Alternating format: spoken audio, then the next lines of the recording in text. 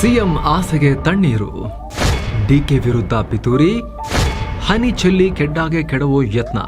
ನಮಸ್ಕಾರ ಸ್ನೇಹಿತರೆ, ಡಿಕೆ ಶಿವಕುಮಾರ್ ಸದ್ಯ ರಾಜ್ಯದ ರಾಜಕೀಯದಲ್ಲಿ ಪ್ರಭಾವಿ, ಮುಂದಿನ ಸಿಎಂ ಆಗೋಕೆ ಆಸೆಯನ್ನ ಹೊಂದಿರೋ, ಆ ಉದ್ದೇಶವನ್ನ ಹೊಂದಿರೋ ಒಬ್ಬ ಪೊಲಿಟಿಕಲ್ ಲೀಡರ್. ಇಂಥ ಡಿಕೆಗೆ ಸಿಎಂ ಆಗೋ ಕನಸು ಈಗ ಗಗನ ಕುಸುಮ ಆಗೋ ರೀತಿ ಮಾಡಲಾಗ್ತಾ ಇದೆಯಾ? ಅವರ ಎದುರಾಳಿ ಬಣ ಸಿದ್ದು ಆ್ಯಂಡ್ ಟೀಮ್ ಜೇನ ಹನಿಗಳ ಜಾಲದ ಆರೋಪದಲ್ಲಿ ಜಾರಿಸಿ ಡಿಕೆಯನ್ನೇ ಕೆಟ್ಟಾಗೆ ಕೆಡವೋಕೆ ಪ್ರಯತ್ನ ನಡೀತಾ ಇದೆಯಾ? ಮತ್ತೊಂದು ಕಡೆ ಡಿಕೆ ಅವರ ಕಾಲ ಮೇಲೆ ಅವರೇ ಒಂದು ಕಲ್ಲನ್ನ ಹಾಕೊಂಡಿದ್ದಾರೆ. ಸಂವಿಧಾನ ಕುರಿತ ಹೇಳಿಕೆ ಅವರನ್ನ ಇಕ್ಕಟ್ಟಿಗೆ ಸಿಲುಕಿಸಿದೆ. ಸಂವಿಧಾನದಲ್ಲಿ ಮುಸ್ಲಿಂ ಮೀಸಲಾತಿಗೆ, ಧರ್ಮಾಧಾರಿತ ಮೀಸಲಾತಿಗೆ ಅವಕಾಶ ಇಲ್ವಲ್ಲ ಕೇಳಿದಕ್ಕೆ, ಸಂವಿಧಾನಗಳು ಬದಲಾಗ್ತಾವೆ ಬಿಡಿ ಅನ್ನೋ ರೀತಿಯಲ್ಲಿ ಅವರು ಕೊಟ್ಟಿರೋ ಹೇಳಿಕೆ ಅವ್ರನ್ನ ಅದು ಕೂಡ ಇಕ್ಕಟ್ಟಿಗೆ ಸಿಲುಕಿಸಿದೆ. ಖುದ್ದು ಕಾಂಗ್ರೆಸ್ನ ರಾಷ್ಟ್ರೀಯ ಅಧ್ಯಕ್ಷರಿಗೂ, ತಮ್ಮ ಪಕ್ಷದ ರಾಜ್ಯ ಘಟಕದ ಅಧ್ಯಕ್ಷರು ಕೊಟ್ಟಿರೋ ಹೇಳಿಕೆ ಸರಿನಾ ತಪ್ಪ ಎರಡೂ ಹೇಳೋಕ್ಕಾಗ್ತಾ ಇಲ್ಲ ಅದು ರಾಂಗ್ ಅಂತ ಹೇಳಿದ್ರೆ ಹಾಗಾದರೆ ಮುಸ್ಲಿಮರಿಗೆ ಮೀಸಲಾತಿ ಬಗ್ಗೆ ಏನು ಅನ್ನೋ ಪ್ರಶ್ನೆ ಬರುತ್ತೆ. ಅದು ಸರಿ ಅಂತ ಹೇಳಿದ್ರೆ ಹಾಗಾದರೆ ಅಂಬೇಡ್ಕರ್ ಅವರು ಬರೆದಿರೋ ಸಂವಿಧಾನವನ್ನು ಬದಲಾಯಿಸ್ತಾರೆ ಅಂತ ಬಿಜೆಪಿ ಮೇಲೆ ನೀವು ಆರೋಪ ಮಾಡ್ತಿದ್ರಲ್ಲ ಸ್ವಾಮಿ, ಇವಾಗ ಏನು ಅನ್ನೋ ಪ್ರಶ್ನೆ ಬರುತ್ತೆ. ಸೊ ಇಕ್ಕಟ್ಟಿನ ಸನ್ನಿವೇಶ ಅಲ್ಲೂ ಕೂಡ ಸೃಷ್ಟಿಯಾಗಿದೆ. ಜೊತೆಗೆ ಅವ್ರ ಮೇಲಿರೋ ಆದಾಯ ಮೀರಿದ ಆಸ್ತಿ ಗಳಿಕೆ ಕೇಸ್ಗೆ ಸಂಬಂಧಪಟ್ಟಂತೆ ಮುಂದೇನು ಅನ್ನೋ ದೊಡ್ಡ ಕ್ವಶನ್ ಮಾರ್ಕ್ ಕೂಡ ಇದೆ. ಕಡೆ ಗಳಿಗೆಯಲ್ಲಿ ಆಟ ಉಲ್ಟಾ, ಡಿಕೆ ಓಟಕ್ಕೆ ಲಗಾಮು ಹಾಕೋ ತಯಾರಿ. ಸ್ನೇಹಿತರೆ, ಡಿಕೆ ಶಿವಕುಮಾರ್ ಕಳೆದ 35 ವರ್ಷಗಳಿಂದ ಶಾಸಕರಾಗಿದ್ದವರು. ಕಾಂಗ್ರೆಸ್ ಪಾರ್ಟಿಯಲ್ಲಿ ಗ್ರಾಸ್ ರೂಟ್ ನಿಂದ ಬಂದವರು. ಸೋನಿಯಾ ಅಮ್ಮ ಇದ್ದ ಹಾಗೆ, ರಾಹುಲ್ ನನ್ನ ತಮ್ಮ, ಪ್ರಿಯಾಂಕಾ ಸಹೋದರಿ ಅಂತ ಹೇಳಿಕೊಂಡು ಗಾಂಧಿ ಫ್ಯಾಮಿಲಿಗೆ ಫುಲ್ ಲಾಯಲ್ ಆಗಿ ತಾವೊಬ್ಬ Vokkaliga leader, progressive leader, SM ಕೃಷ್ಣರ ನೆಕ್ಸ್ಟ್ ವರ್ಷನ್ ಅನ್ನೋ ರೀತಿಯಲ್ಲಿ ಬ್ರ್ಯಾಂಡಿಂಗ್ ಮಾಡ್ಕೊಳ್ತಾ ಬಂದವರು. ಇದೇ ಬ್ರ್ಯಾಂಡಿಂಗ್ನಿಂದ ಸಿಎಂ ಕುರ್ಚಿಗೂ ಟವಲ್ ಹಾಕಿ 2023ರಲ್ಲಿ ಇನ್ನೇನು ಸಿಎಂ ಸೀಟು ಸಿಕ್ಕೇ ಬಿಡುತ್ತೆ ಅನ್ನೋ ಆಸೆಯಲ್ಲಿದ್ರು. ಆದರೆ ಎಗೇನ್ ಒಂದು ವಾರದ ಸುದೀರ್ಘ ಕಿತ್ತಾಟದ ನಂತರ ಸಿದ್ದರಾಮಯ್ಯ ಬಂಡೆ ರೀತಿ ಇವ್ರ ಮುಂದೆನೇ ಬಂದು ಈ ಬಂಡೆ ಮುಂದೆ ಆ ಬಂಡೆ ಬಂದು ನಿಂತ್ಕೊಳ್ತು. ನಿಮ್ಗೆ ಗೊತ್ತಿರ್ಬೋದು, 2013ರಲ್ಲಿ ಸಿದ್ದರಾಮಯ್ಯ ಮೊದಲ ಬಾರಿಗೆ ಸಿಎಂ ಆದಾಗ ಡಿಕೆ ಮೇಲೆ ಕೇಸ್ಗಳಿದಾವಂತ ಹೇಳಿ ಮಂತ್ರಿನೂ ಮಾಡಿರಲಿಲ್ಲ. ಡಿಕೆ ಶಿವಕುಮಾರ್ ಅದಕ್ಕೆ ಬಾಗಿಲು ಓದ್ಬಿಟ್ಟು ಮಂತ್ರಿ ಆದೆ ನಾನು ಅನ್ನೋ ರೀತಿಯಲ್ಲಿ ಹೇಳಿಕೆಯನ್ನು ಕೊಡೋದು. ಅವರು ಹೈಕಮಾಂಡ್ ಮುಂದೆ ಹೋಗಿ ಹೋಗಿ ಹೋಗಿ ಕೆಲಸ ಮಾಡೋಕ್ಕೆ ಮಾತ್ರ ನಾನು ಬೇಕು, ಮಂತ್ರಿನೂ ಮಾಡಲ್ಲ ಅಂದರೆ ಏನರ್ಥ ನನ್ನನ್ನು ಅಂತ ಹೇಳಿ ಅವರು ಸುಮಾರು ಟೈಮ್ ಆದಮೇಲೆ ಮತ್ತೆ ಮಂತ್ರಿ ಆಗಬೇಕಾಗಿ ಬಂದಿತ್ತು. ಅದಾಯಿತು. ಎರಡನೇ ಸಲ ಕಾಂಗ್ರೆಸ್ ಮತ್ತೆ ಅಧಿಕಾರಕ್ಕೆ ಬಂದಾಗ ಸಿದ್ದರಾಮಯ್ಯ ಮತ್ತು ಡಿ ಕೆ ಶಿವಕುಮಾರ್ ಇಬ್ಬರ ಲೀಡರ್ಶಿಪ್ಪಲ್ಲಿ ಚುನಾವಣೆಗೆ ಹೋಗಿ ಅಧಿಕಾರಕ್ಕೆ ಬಂದಾಗ ಮತ್ತೆ ವಾರಗಟ್ಟಲೆ ಬಡಿದಾಡಿ ಅಗೇನ್ ಸಿಎಂ ಸಿದ್ದರಾಮಯ್ಯ ಅವರ ಪಾಲಾಯಿತು ಮುಖ್ಯಮಂತ್ರಿ ಹುದ್ದೆ. ಇದರ ಬೆನ್ನಲ್ಲೇ ಡಿಕೆ 2.5 ವರ್ಷ ಬಿಟ್ಟು ಸಿಎಂ ಆಗ್ತಾರೆ ಅನ್ನೋ ಸುದ್ದಿ ಕೂಡ ಹೊರಬಂತು. ಫಸ್ಟ್ ಹಾಫ್ ಸಿದ್ದರಾಮಯ್ಯ, ಸೆಕೆಂಡ್ ಹಾಫ್ನಲ್ಲಿ ಡಿಕೆಗೆ ಬಿಟ್ಟು ಕೊಡ್ತಾರೆ ಅನ್ನೋ ಸುದ್ದಿ ಹೊರಗೆ ಬಂತು. ಆದರೆ ಸಿದ್ದರಾಮಯ್ಯ ಅವರಾಗಲಿ ಡಿಕೆ ಆಗಲಿ ಇದನ್ನು ನೇರವಾಗಿ ಒಪ್ಪುಕೊಳ್ಳಲಿಲ್ಲ, ಅಲ್ಲಗಳಿಲೂ ಇಲ್ಲ. ಸಿದ್ದರಾಮಯ್ಯ ಕೂಡ ಇದೆಲ್ಲ ಹೈಕಮಾಂಡ್ಗೆ ಬಿಟ್ಟ ವಿಚಾರ ರೀ, ಶಾಸಕರ ಸಪೋರ್ಟ್ ಯಾರಿಗಿದೆ ಅವರು ಸಿಎಂ ಆಗ್ತಾರ್ರಿ ಅಂತ ಹೇಳಿಕೊಂಡು ಅವ್ರೂ ಕ್ಲಾರಿಟಿ ಕೊಡದೆ ಓಪನ್ ಎಂಡ್ ಹಾಗೆ ಬಿಟ್ಟರು. ಜೊತೆಗೆ ಒಳಗಿಂದೊಳಗೆ ಶಾಸಕರ ಬೆಂಬಲ ಇರೋದು ನಾನೇ ಅನ್ನೋ ರೀತಿಯಲ್ಲಿ ಅವ್ರು ಮಾತಾಡಿದ್ರು. ಇಷ್ಟಾದರೂ ಕೂಡ 2025 ಅಲ್ವಾ ಇದು, ಈ ವರ್ಷದ ನವೆಂಬರ್ ಹೊತ್ತಿಗೆ ರಾಜ್ಯ ರಾಜಕೀಯದಲ್ಲಿ ದೊಡ್ಡ ಬೆಳವಣಿಗೆಯಾಗುತ್ತೆ. ಸಿದ್ದರಾಮಯ್ಯರ ಜಾಗಕ್ಕೆ ಡಿಕೆ ಬಂದು ಕೂರ್ತಾರೆ ಅನ್ನೋ ಮಾತಿಗೆ ಒಂಚೂರು ಜೀವ ಇತ್ತು. ಆದ್ರೀಗ ಕಡೆ ಗಳಿಗೆಯಲ್ಲಿ ಡಿಕೆ ಓಟಕ್ಕೆ ಕಾಲಿಗೆ ಅಡ್ಡಗೋಲನ್ನು ಹಾಕೋಕೆ entire Siddu and team ready ಆಗಿದೆಯಾ ಅನ್ನೋ ಪ್ರಶ್ನೆ ಮೂಡ್ತಾ ಇದೆ. ರಾಜಕೀಯ ವಿಶ್ಲೇಷಕರು ಆ ರೀತಿ ಈ ಘಟನೆಗಳನ್ನೆಲ್ಲ ನೋಡ್ತಿದ್ದಾರೆ. 1 by 1 ನಾವೀಗ ಡಿಸ್ಕಸ್ ಮಾಡ್ತಾ ಹೋಗೋಣ. ಅದಕ್ಕೆ ಮೊದಲನೇ ಕಾರಣ ಸಿಡಿ ಮತ್ತು ಹನಿ ಸಿಡಿತಾ ಇರೋ ವಿಚಾರ, ಹನಿ ಟ್ರ್ಯಾಪ್ ವಿಚಾರ. ಏನು ಸ್ನೇಹಿತರೆ, ವರದಿಯಲ್ಲಿ ಮುಂದುವರಿಯೋಕ್ಕಿಂತ ಮುಂಚೆ ಬ್ಯಾಂಕಾಕ್ ಪಟಾಯಾಗೆ 7 Sands tourism company summer holiday package ತಂದಿದೆ. Offer price 63,500, 4 night 5 days Thailand trip. ಇದು ಪ್ಯಾಕೇಜ್ ನಲ್ಲಿ flight tickets, 3 star hotel stay, all meals, AC transport, tiger park, Pattaya city, coral island tour with speed boat, Alcazar show, Bangkok city, safari world ಇಲ್ಲೆಲ್ಲ ಹೋಗೋದಿರುತ್ತೆ. 24 hours ಕೂಡ Kannada tour manager ಸಹಾಯ ಇರುತ್ತೆ ಹಾಗೂ ಹಿರಿಯ ನಾಗರಿಕರಿಗೆ ವಿಶೇಷ ಕೇರ್ ಇರುತ್ತೆ. ಟ್ರಾವೆಲ್ ಇನ್ಶೂರೆನ್ಸ್ ಕೂಡ ಒಳಗೊಂಡಿದೆ ಈ ಪ್ರೈಸ್. ಹೊರಡೋ ದಿನ 14 ಏಪ್ರಿಲ್ 2025. ಕೆಲವೇ ಸೀಟುಗಳು ಲಭ್ಯ. ಆಸಕ್ತರು ಈ ನಂಬರ್ಗೆ ಕಾಲ್ ಮಾಡಿ ನಿಮ್ಮ ಸೀಟನ್ನ ಕೂಡ ಬುಕ್ ಮಾಡಿ. ಬನ್ನಿ ಈಗ ವರದಿಯಲ್ಲಿ ಮುಂದುವರಿಯೋಣ. ಸಿಡಿ ಮುಂದೆ ಅನಾಮಿಕರ ನೆರಳು, ಡಿಕೆ ಪವರ್ಗೆ ಪೆಟ್ಟು ಕೊಡೋ ಪ್ರಯತ್ನ. ಸ್ನೇಹಿತರೆ, ರಾಜ್ಯ ರಾಜಕೀಯ ಎಷ್ಟು ಹೊಲಸಾಗಿ ಹೋಗಿದೆ ಅನ್ನೋದ್ರ ಬಗ್ಗೆ ಬಿಡಿಸಿ ಹೇಳಬೇಕಾಗಿಲ್ಲ. ವಿಧಾನಸಭೆಯಲ್ಲಿ ಅಶ್ಲೀಲ ಚಿತ್ರ ವೀಕ್ಷಣೆಯಿಂದ ಹಿಡಿದು ಮಂತ್ರಿಗಳು ಶಾಸಕರ ರಾಸಲೀಲೆಯ ವಿಡಿಯೋಗಳು ಹೊರಬರೋದ್ರಿಂದ ಹಿಡಿದು ಹಾಸನದ ರೇವಣ್ಣಗಳು ಹರಿಸಿದ ಕೊಳಕು ಸುನಾಮಿಯ ಜೊತೆಗೆ ಜಾರಕಿಹೊಳಿ ಹನಿ ಟ್ರ್ಯಾಪ್ ಕೇಸ್, ಹೀಗೆ ಲೆಕ್ಕನೇ ಇಲ್ಲ. ಅದೀಗ ಇನ್ನೂ ಜೋರಾಗಿ ಮುಂದುವರೆದಿದೆ. ಈಗ ಇನ್ನೂ ಪೀಕ್ಗೆ ಹೋಗ್ತಾ ಇದೆ.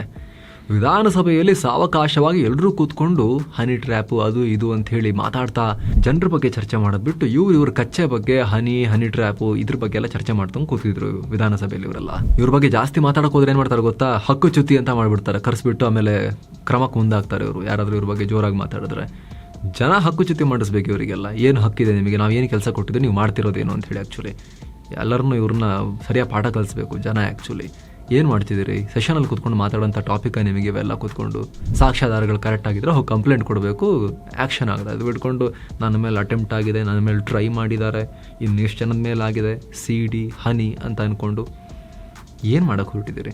ಅದಕ್ಕೆ ಪ್ರತಿಪಕ್ಷದವರು ಕೂಡ ಹಂಗಾಗಿದೆ ಹಿಂಗಾಗಿದೆ ಹನಿ ಟ್ರ್ಯಾಪ್ ಅಂತೆಲ್ಲ ಅಂದ್ಕೊಂಡು ಜನ ಕೇರೆ ಮಾಡಲ್ಲ. ನೀವು ಹನಿ ಮೇಲೆ ಕಾಲಿಟ್ಟು ಜಾರು ಬಿದ್ದರೆ ಎಲ್ಲಿ ಬಿದ್ರಿ ಅಂತ ಹೇಳಿ. ಪಾಪ ನಮ್ಮ ಜನನಾಯಕನಿಗೆ ಹನಿ ಟ್ರ್ಯಾಪ್ ಆಗಿದೆ ಅಂತ ಬೇಜಾರು ಮಾಡ್ಕೊಳ್ಳಲ್ಲ ಅವರೇನು. ನಿಮ್ಮ ಪ್ರಾಬ್ಲಮ್ ಇದ್ದರೆ ಕಂಪ್ಲೇಂಟ್ ಕೊಟ್ಕೊಂಡು ಸಾಲ್ವ್ ಮಾಡ್ಕೋಬೋದಲ್ವಾ, ಸೆಷನಲ್ಲಿ ಯಾಕೆ ಟೈಮ್ ವೇಸ್ಟ್ ಮಾಡ್ತೀರಿ. ಇರಲಿ, ಅದೊಂದು ಪಾಯಿಂಟ್ ಸ್ವಲ್ಪ ಆ ಕಡೆಗೆ ಹೋಯ್ತು ವಿಚಾರ. ಬಟ್ ಈ ವಿಚಾರದಲ್ಲೂ ಕೂಡ ಅಷ್ಟೇ, ಮೊದಲಿಂದಲೂ ಕೂಡ ಮಹಾನಾಯಕರೊಬ್ಬರ ಕೈವಾಡ ಇದೆ ಅನ್ನೋ ಆರೋಪಗಳನ್ನು ಮಾಡ್ತಾ ಇಂಡೈರೆಕ್ಟ್ ಆಗಿ DK ಮೇಲೆ ಆ ಆರೋಪವನ್ನು ಕಟ್ಟೋ ಪ್ರಯತ್ನ ನಿಧಾನಕ್ಕೆ ನಡ್ಕೊಂಡೇ ಬಂದಿದೆ ಮುಂಚಿನದಲ್ಲೂ ಕೂಡ. ಕಾಂಗ್ರೆಸ್ನವ್ರು ಮಾತ್ರ ಅಲ್ಲ, ಹಿಂದೆ ರಮೇಶ್ ಜಾರಕಿಹೊಳಿ ಅವರು ಕೂಡ ಇದೇ ರೀತಿ ಆರೋಪವನ್ನು ಮಾಡಿದ್ರು. ಈಗ ಕಾಂಗ್ರೆಸ್ ಒಳಗೂ ಕೂಡ ಇಂಥದ್ದೇ ಒಂದು ಹೊಸ ಆರೋಪದ ಸ್ಫೋಟವನ್ನು ಮಾಡೋ ಪ್ರಯತ್ನ ನಡೀತಾ ಇದೆಯಾ ಅನ್ನೋ ಪ್ರಶ್ನೆ ಮೂಡ್ತಾ ಇದೆ. ಮೊದಲಿಗೆ ನೋಡಿ, ರೇವಣ್ಣಗಳ ಕೇಸಲ್ಲೂ ಅಷ್ಟೇ, ಜಾರಕಿಹೊಳಿ ಕೇಸಲ್ಲೂ ಅಷ್ಟೇ, DK ಮೇಲೇನೆ ಅಂತ ಹೇಳಿ ನೇರವಾಗಿ ಅವರೇ ಮಾಡ್ತಿರೋದು ಎದುರಾಳಿಗಳನ್ನ ಹತ್ತಿಕ್ಕೋಕೆ ಅಂತ ಹೇಳಿ ಆರೋಪಗಳನ್ನು ಮಾಡಿದ್ರು. ಅವರು DK ಎದುರಾಳಿಗಳು ವಿಪಕ್ಷಗಳಲ್ಲಿರೋರು ಆ ರೀತಿ ಆರೋಪಗಳನ್ನು ಮಾಡಿದ್ರು. ಅಗೇನ್ DK ಮೇಲೆ ಯಾರು ಸಾಕ್ಷ್ಯ ಕೊಟ್ಟು ಕಂಪ್ಲೇಂಟ್ ಕೊಟ್ಟು ಕೇಸ್ ನಡೆಸಲಿಲ್ಲ, ಜಸ್ಟ್ ಆರೋಪ ಮಾಡಿದ್ರು. ಅದರಿಂದ DK ಇಮೇಜ್ಗೆ DK ಹೆಂಗೆ ಮಾಡ್ತಾರೆ ಅನ್ನೋ ರೀತಿಯಲ್ಲಿ ಕಳಂಕ ಬೆಳೆಯೋ ಪ್ರಯತ್ನ ಅಲ್ಲೂ ಕೂಡ ನಡೀತು. ಈಗ ಅಗೇನ್ ಇಂತಹದ್ದೇ ಆರೋಪವನ್ನು ಯಾರ ಹೆಸರನ್ನೂ ಹೇಳದೆ ಕಾಂಗ್ರೆಸ್ನ ಸಚಿವರೇ ಮಾಡ್ತಾ ಇದ್ದಾರೆ. ನಮ್ಮ ವಿರುದ್ಧ ಯಾರೋ ಷಡ್ಯಂತ್ರ ಮಾಡ್ತಿದ್ದಾರೆ, ಹನಿ ಟ್ರಾಪ್ ಪ್ರಯತ್ನ ಅಂತೆಲ್ಲ ರಾಜಣ್ಣ ಹೇಳಿದ್ದು. ಅದಾದಮೇಲೆ ನಾನು ಕಂಪ್ಲೇಂಟ್ ಕೊಡ್ತೀನಿ, ಹೋಮ್ ಮಿನಿಸ್ಟರ್ ಕಂಪ್ಲೇಂಟ್ ಕೊಡ್ತೀನಿ, ತನಿಖೆ ಆಗಬೇಕು ಅಂತ ಹೇಳಿದ್ದು. ಸಿದ್ದರಾಮಯ್ಯ ಅವರು ಕೂಡ ಅದಕ್ಕೆ ಹ್ಞೂ ತನಿಖೆ ಆಗಬೇಕು, ಯಾವ ಪಾರ್ಟಿಲಿದ್ರೂ ಬಿಡೋದಿಲ್ಲ ಅನ್ನೋ ಒಂದು ಹೇಳಿಕೆಯನ್ನು ಸಿದ್ದರಾಮಯ್ಯ ಅವರು ಕೊಟ್ಟಿದ್ದು ಅಗೇನ್ ಈ ವಿಚಾರವನ್ನು ಮತ್ತಷ್ಟು ಸೀರಿಯಸ್ ಮಾಡಿದೆ. ಈ ಕೇಸ್ನಲ್ಲಿ BJPಗರು Munirathna ತರದವರು DK ಹೆಸರನ್ನೇ ಹೇಳಿಬಿಟ್ಟಿದ್ದಾರೆ Munirathna.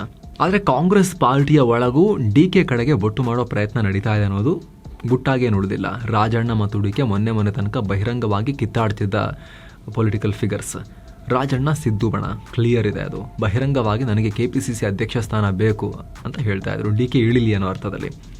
So CD honey trap ವಿಚಾರದಲ್ಲಿ ವಿಪಕ್ಷಗಳು DK ಹೆಸರನ್ನು ಪ್ರಸ್ತಾಪ ಮಾಡ್ತಿರೋ ಹೊತ್ತಲ್ಲೇ ರಾಜಣ್ಣ ಸದನದಲ್ಲಿ ಈ ರೀತಿ ಮಾತಾಡಿರೋದು, ಅದಕ್ಕೆ ಸಿದ್ದರಾಮಯ್ಯ ಕೊಟ್ಟಿರುವಂಥ ಒಂದು ಯಾವ ಪಾರ್ಟಿಲಾದರೂ ಬಿಡಲ್ಲ, ತನಿಖೆ ಮಾಡಿ ಭಿಕ್ಷೆ ಕೊಡ್ತೀವಿ ಅನ್ನೋ ಉತ್ತರ ಕುತೂಹಲಕ್ಕೆ ಕಾರಣ ಆಗ್ತಾ ಇದೆ.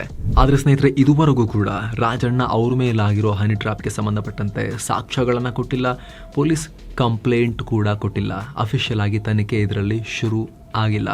ಸುಮ್ಮನೆ ಅಂತೆ ಕಂತೆಗಳ ರೀತಿಯಲ್ಲಿ ಇದು ಹೋಗ್ತಾ ಇದೆ ಈ ಕ್ಷಣದವರೆಗೂ ಕೂಡ.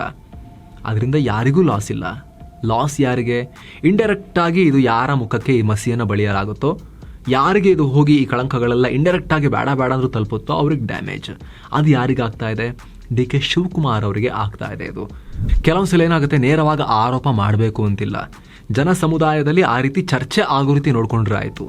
ಯಾರ ಇಮೇಜನ್ನು ಡೌನ್ ಮಾಡಬೇಕು ಅವ್ರ ಬಗ್ಗೆ ಆ ರೀತಿ ಚರ್ಚೆ ಆಗೋ ರೀತಿ ನೋಡ್ಕೊಂಡ್ರೆ ಆಯಿತು.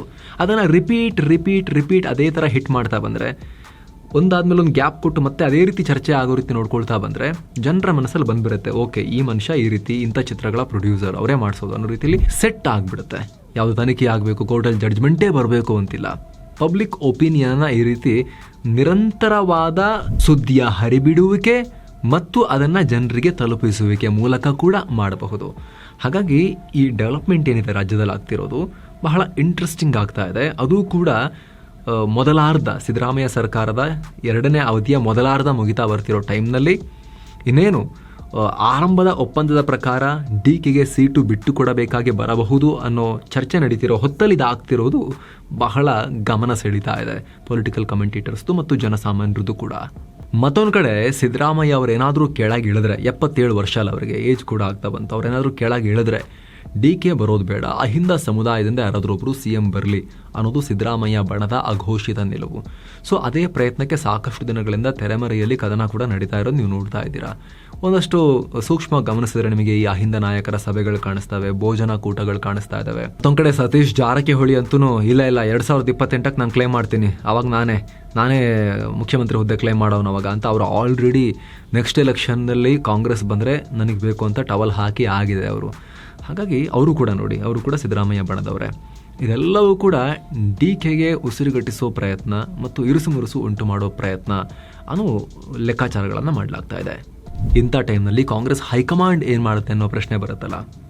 DK ಶಿವಕುಮಾರ್ ಅವರು ಕಾಂಗ್ರೆಸ್ ಹೈಕಮಾಂಡ್ಗೆ ಆಪ್ತರು ಹೌದು, ಆದರೆ ಈಗ ಆಗ್ತಿರೋ ಬೆಳವಣಿಗೆಗಳನ್ನು ನೋಡ್ತಾ ಇರ್ಬೇಕಾದ್ರೆ ಅವ್ರ ಮೇಲಿರುವಂಥ ಈ ಹಿಂದೆ ಆದಾಯ ಮೀರಿದ ಆಸ್ತಿ ಗಳಿಕೆ ಪ್ರಕರಣದ ತನಿಖೆ CBI ಇನ್ನೂ ಕೂಡ ನಡೆಸ್ತಾ ಇರೋ ಅದೊಂದು ಬ್ಯಾಕ್ ಡ್ರಾಪ್, ಅದಾದಮೇಲೆ ಈ ಸಂವಿಧಾನದ ಒಂದು ಹೇಳಿಕೆ ಕೂಡ ಎಕ್ಸ್ಟ್ರಾ ಆ್ಯಡ್ ಆಗಿರೋದು, ಜೊತೆಗೆ ಜಗ್ಗಿ ವಾಸುದೇವ್ ಅವರ ಕಾರ್ಯಕ್ರಮದಲ್ಲಿ ಹೋಗಿ ಪಾಲ್ಗೊಂಡು ಅಮಿತ್ ಶಾ ಜೊತೆಗೆ ವೇದಿಕೆ ಹಂಚಿಕೊಂಡಿದ್ದು, ಅವ್ರು ಸ್ವಲ್ಪ ರೈಟ್ ಲೀನಿಂಗ್ ಅಲ್ವೇನ್ರಿ ಸದ್ಗುರು ಜಗ್ಗಿ ವಾಸುದೇವ್, ಅದರಲ್ಲಿ ಯಾಕ್ರಿ ಹೋಗಬೇಕಾಗಿತ್ತು ಅಂತ ಕಾಂಗ್ರೆಸ್ನ ವಕ್ತಾರಗಳು, ಜನರಲ್ ಸೆಕ್ರೆಟರಿಗಳೇ ಹೇಳಿಕೆ ಕೊಡೋ ಮಟ್ಟಿಗೆ ಅದು ವಿಚಾರ ಮುಂದುವರೆದಿತ್ತು.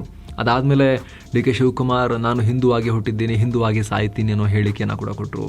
ಇದೆಲ್ಲವೂ ಕೂಡ ಒಂದಷ್ಟು ಮಟ್ಟಿಗೆ DK ಒಂದು ಸ್ವಲ್ಪ ವಿವಾದಕ್ಕೆ ಒಳಗಾಗೋ ರೀತಿ ಮಾಡಿತು ಈ ಪೀರಿಯಡ್ನಲ್ಲಿ. ಜೊತೆಗೆ ಜನ ಬೆಂಬಲ ಅಂತ ಬಂದಾಗ ಲಾಸ್ಟ್ ಚುನಾವಣೆಯಲ್ಲಿ ಒಕ್ಕಲಿಗರ ಮತಗಳನ್ನು ದೊಡ್ಡ ಪ್ರಮಾಣದಲ್ಲಿ ತಗೊಂಡು DK ಶಿವಕುಮಾರ್ ಕಾಂಗ್ರೆಸ್ಗೆ ಓಲ್ಡ್ ಮೈಸೂರು ರೀಜನ್ನಲ್ಲಿ ಬಲವನ್ನು ಕೊಟ್ಟಿದ್ದು ಹೌದು. ಸಿದ್ದರಾಮಯ್ಯ ಅವರ ಅಹಿಂದ ಮತಗಳು, DK ಶಿವಕುಮಾರ್ ಅವರು ತಂದಂಥ ಒಕ್ಕಲಿಗ ಮತಗಳು ಎರಡು ಸೇರಿ ಬೂಸ್ಟರ್ ಡೋಸ್ ಥರವರ್ಕಾಗಿ ಕಾಂಗ್ರೆಸ್ನ ದೊಡ್ಡ ವಿಕ್ಟ್ರಿ ಕಡೆಗೆ ಪ್ರೊಪೆಲ್ ಮಾಡಿದ್ದು ಹೌದು. ಆದರೆ ಈಗ ಮತ್ತೆ ಕುಮಾರಸ್ವಾಮಿ ಮತ್ತು JDSನ ಫಸ್ಟ್ ಫ್ಯಾಮಿಲಿ ಏನಿದ್ದಾರೆ ಅವರು ಕೂಡ ಫೈಟ್ ಬ್ಯಾಕ್ ಮಾಡ್ತಾ ಇದ್ದಾರೆ. DK ಶಿವಕುಮಾರ್ ಅವರ ತಮ್ಮನ್ನೇ ಪಾರ್ಲಿಮೆಂಟ್ ಚುನಾವಣೆಯಲ್ಲಿ ಕುಮಾರಸ್ವಾಮಿ ಆ್ಯಂಡ್ ಫ್ಯಾಮಿಲಿ ಸೋಲ್ಸಿರೋದು ನೀವು ನೋಡಿದ್ದೀರಾ. ಹೀಗಾಗಿ ಅಲ್ಲೂ ಕೂಡ ಒಂದು ಸಣ್ಣ ಹಿನ್ನಡೆ DK ಶಿವಕುಮಾರ್ಗೆ ಆಗಿದೆ. ಜೊತೆಗೆ ಅಹಿಂದ ಮತಗಳು ಅಂತ ಬಂದಾಗ ಸಿದ್ದರಾಮಯ್ಯ ಅವರೇ ಒಂದು ಹೆಜ್ಜೆ ಮುಂದಕ್ಕೆ ಕಾಣಿಸ್ಕೊಳ್ತಾರೆ ಯಾವಾಗಲೂ ಕೂಡ. ಆ್ಯಂಡ್ ಸಿದ್ದರಾಮಯ್ಯ ಅವರ ಟೀಮ್ ನೋಡಿ ಯಾರೆಲ್ಲ ಇದ್ದಾರೆ ಅಂತ ಹೇಳಿ ನಿಮಗೆ MB ಪಾಟೀಲ್, ಸತೀಶ್ ಜಾರಕಿಹೊಳಿ, ಜಮೀರ್, ಜಾರ್ಜ್, ಮಹದೇವಪ್ಪ, ಪರಮೇಶ್ವರ್, ಇವರೆಲ್ಲರೂ ಕೂಡ ಪರಮೇಶ್ವರ್ ಅವರು ತಾನು ಸ್ವಂತ ಸಾಮರ್ಥ್ಯದಲ್ಲಿ ಸಪರೇಟ್ ನಾಯಕ ಅಂತಲೂ ಟ್ರೀಟ್ ಮಾಡ್ತಾರೆ. ಆದರೆ DKಗೆ ಸಪೋರ್ಟ್ ಮಾಡ್ತಾರಾ, ನೆಕ್ಸ್ಟು ಸಿದ್ದರಾಮಯ್ಯ ಅವರ ವಿರುದ್ಧ DKಗೆ ಅವರು ಕ್ಯಾಂಪಲ್ಲಿ ನಿಂತ್ಕೊಳ್ತಾರಾ, ಆ ಸಾಧ್ಯತೆ ಬಗ್ಗೆ ಸಾಕಷ್ಟು ಕ್ವಶನ್ ಮಾರ್ಕ್ಸ್ ಇವೆ.